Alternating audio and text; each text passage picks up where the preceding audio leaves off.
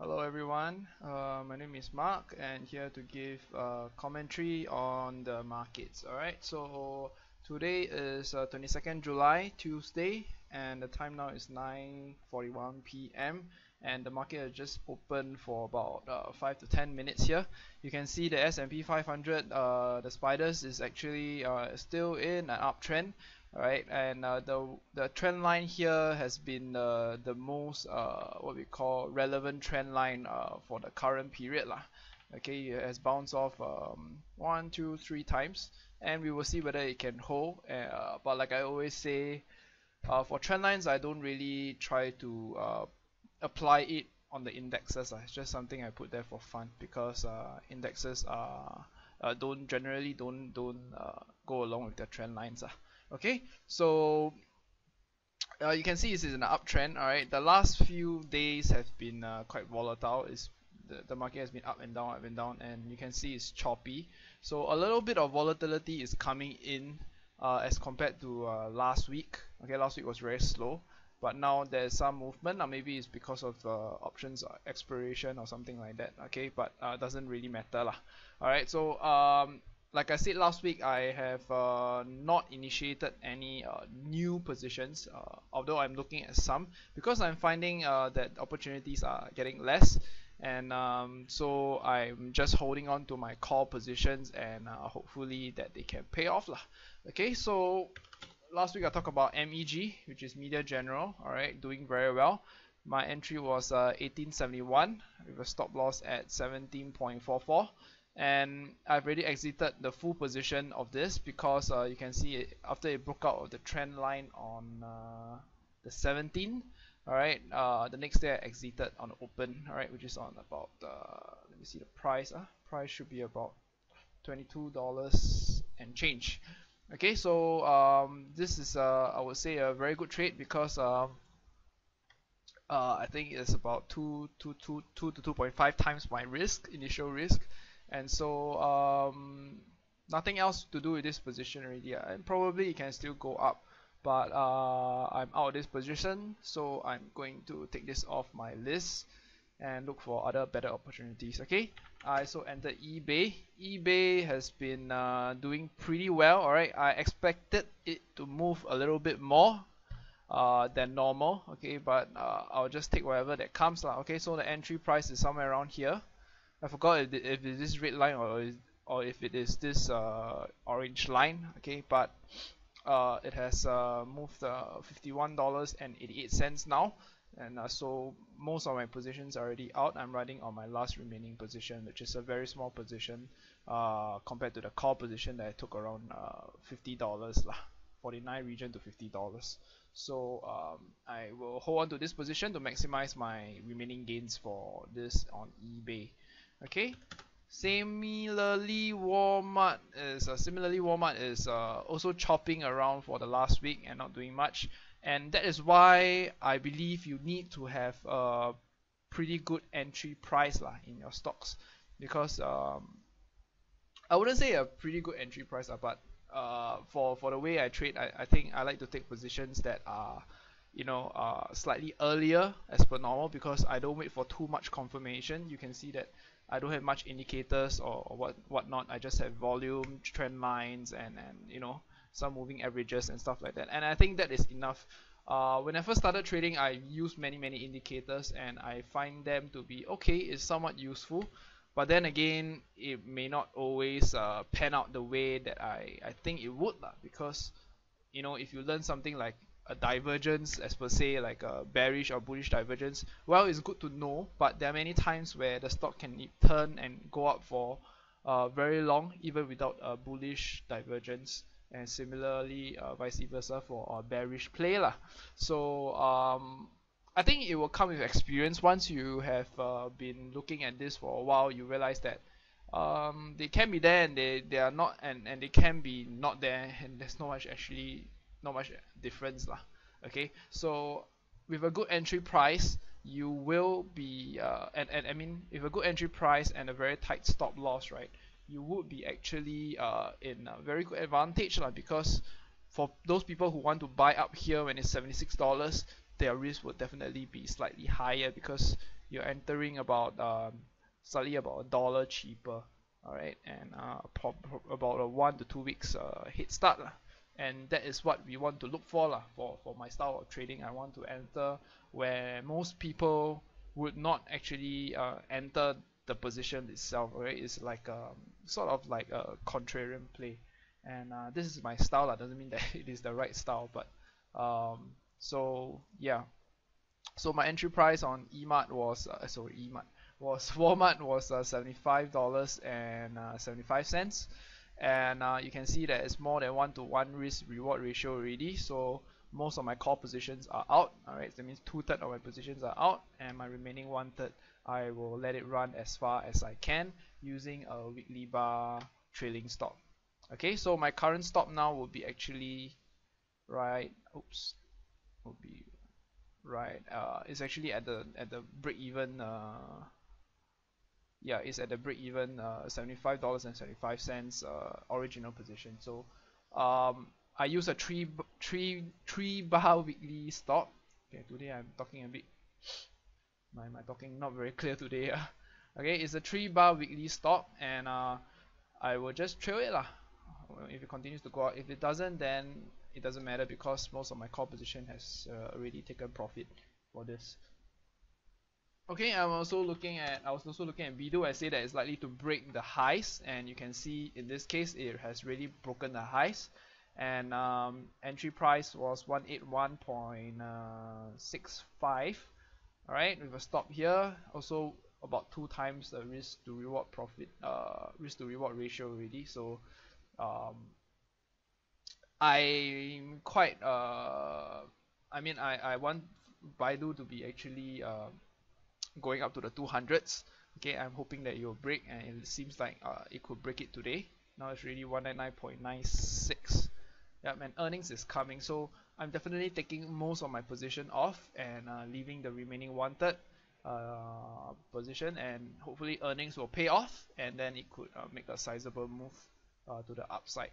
Okay, and I think especially if you play US stocks, right? I think it's important to know that earnings will have a drastic move, will cause drastic movement on the stock. So let's say you can see earnings is here. Sometimes the next day you may make a huge move. All right, like here it may make a move, and let's see the past few times. All right, sometimes it may gap down like that. Can you see here?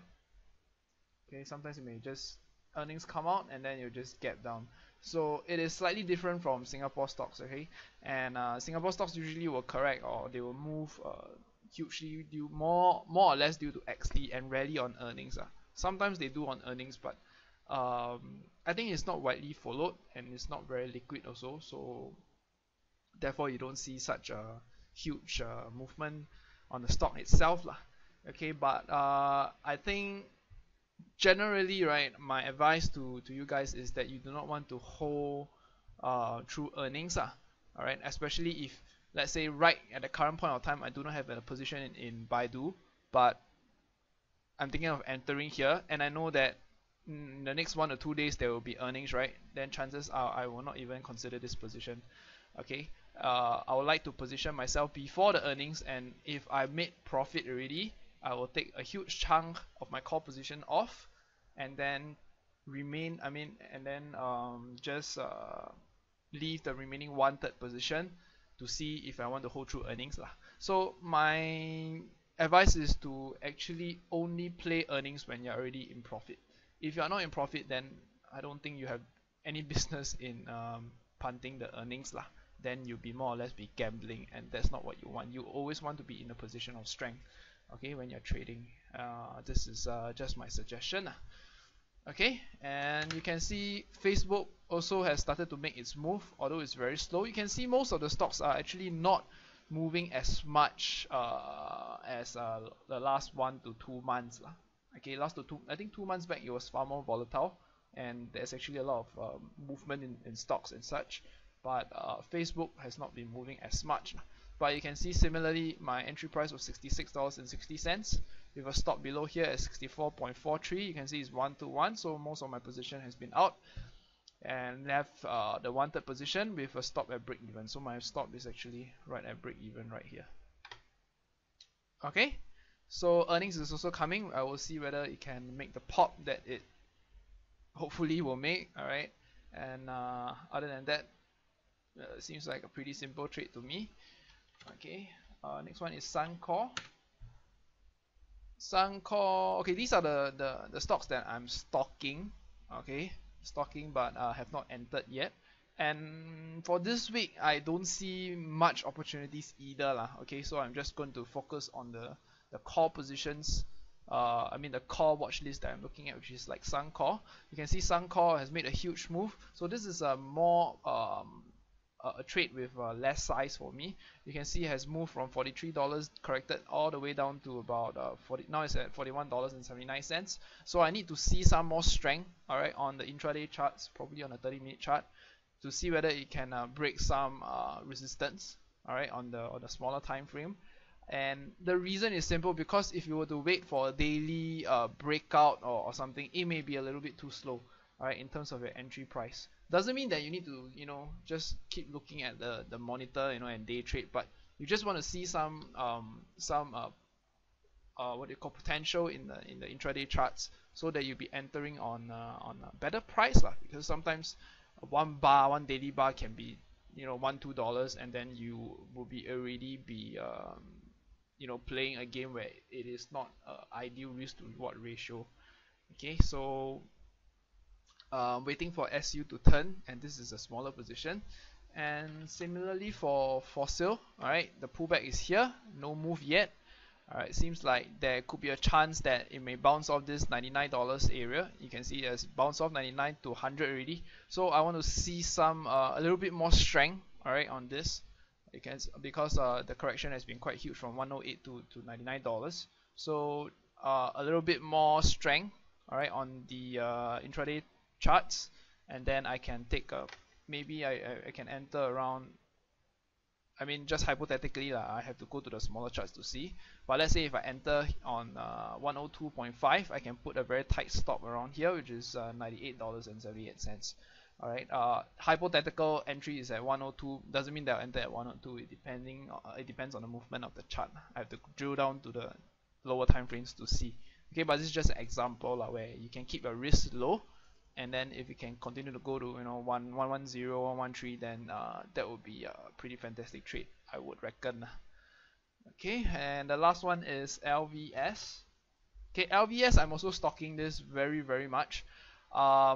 It seems that there is a lot of support around this gray area here, which is between $70 and $77 lah.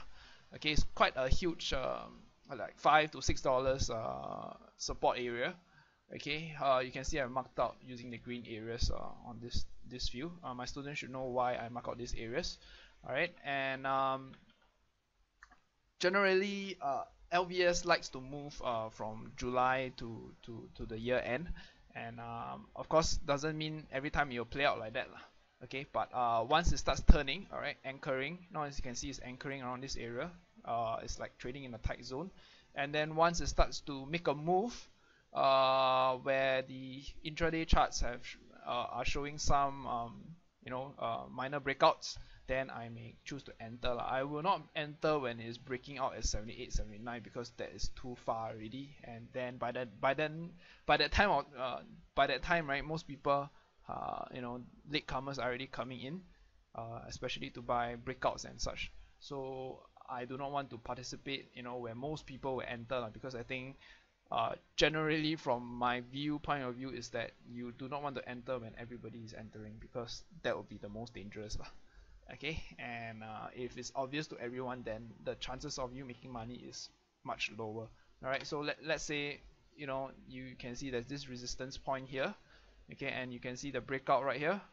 I think most people will jump in, and you can see when the move failed, right, then there will be a huge correction in this manner. So I'll rather be the one entering maybe around $75 and sell it, most of my position at $79, and put a stop to break even, rather than buying the breakout here at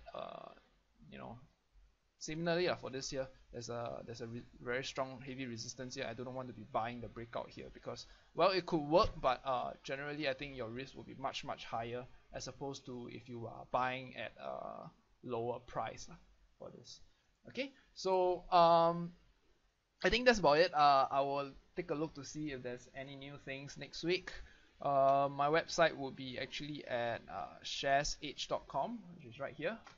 Okay, please just if you like my videos, just go here, enter your name and email, and I will treat you as some form of member, where I will send you, any tips and stuff like that. Not tips, not stock tips, okay.